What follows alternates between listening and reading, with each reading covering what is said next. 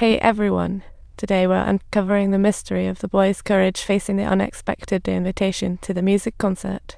On that melodious night, the boy gave it his all, but his body went full on thunderstorm, and his mouth emitted some wild sounds. Classmates and teachers were giving him those strange looks, but out of nowhere the principal called him on stage.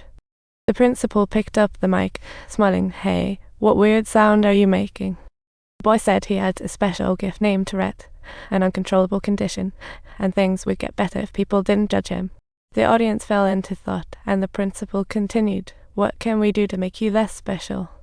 As the boy sat down again, he let out another weird sound, but this time, no one laughed. Instead, the entire audience erupted into applause.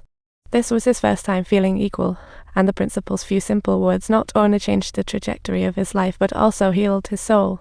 And from that day on, the boy dreamed of becoming a teacher, wanting to spread that sunshine and love. Even though there are numerous obstacles ahead, her steps remained rock solid. After years of studying, Cohen finally earned her teaching credentials, though she still had to face some quirky challenges. But when she let out her strange sound during interviews, the interviewers' faces would drop faster than an elevator. Even though she excelled in college, each time she made a weird sound, they rushed to wrap things up. But Cohen always kept a sunny smile. Her passion for teaching never dimmed, no matter the obstacles. In interviews, no matter how innovative her teaching ideas were, they were always politely rejected with love. Some principals even asked, "Why would you want to teach with such a gift?" Subtitle: she frequently lashed out in anger.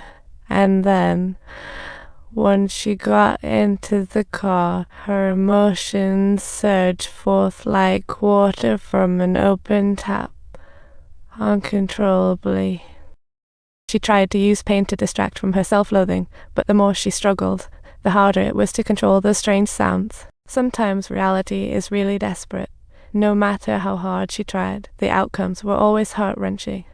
Thankfully, Cohen had a mom who supported her 100%, not afraid to use reverse motivation to get her daughter back on track.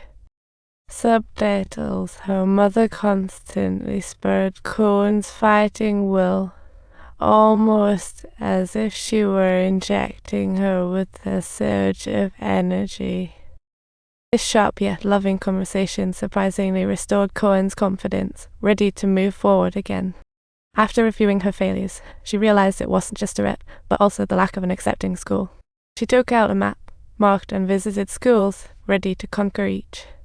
As the new semester neared, Cohen hadn't received any replies, anxiously wondering when that invitation would come. Just then, her stepmother showed up, urging her to consider giving up on teaching to become a construction worker for her dad. This was the fallback her dad had set up for her, and the stepmom's gentle pushing was filled with love. She firmly said, "I accept who I am. Being normal isn't all that great, and I don't want to be normal." Continuing, she said, "This might not be your idea, but it's definitely my choice. You're far from being a normal person. You've been blessed with a gift for teaching, which is not something your son possesses." Those words struck Cohen like a bolt from the blue. So shocking. She never expected her stepmother to inspire her in such a profound way, leading her to reconcile with Tourette. Cohen also realized her father had been protecting her in his own way all along. Her father had always felt guilty, believing it was his genetics that caused Cohen's condition, leading him to avoid facing her. Understanding her father's intentions, Cohen sought him out to ask about her job search. Her father asked with care, "How's the job hunt? Need some cash?" He advised going to the site for work if money was needed, but Cohen insisted, "I want to be a teacher." She told her dad nothing should block her from pursuing her dreams. The father worried she'd crumble after each failure, trying to urge her towards something safer, but he underestimated Cohen's optimism. Cohen came to her dad's city to prove her worth. After all, every kid wants their dad's approval. As the hiring season drew to a close, she got no interview offers at the family gathering. She heard her father ask cautiously about her job search. She accused him of never truly accepting her, believing he was always pained by the weird reaction she elicited. He angrily replied, "I hate taking you to restaurants because I can't stand people staring.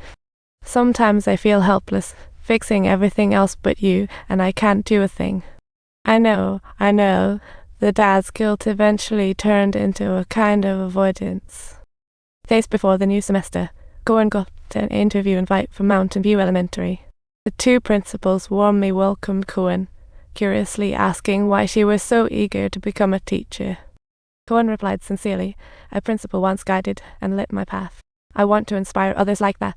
She expressed her steadfast educational philosophy and openly discussed Tourette. Her clear logic led the two principals to ultimately give her just a 1 year. This meant over the next year, she needed to take action to earn everyone's trust, proving her worth and abilities.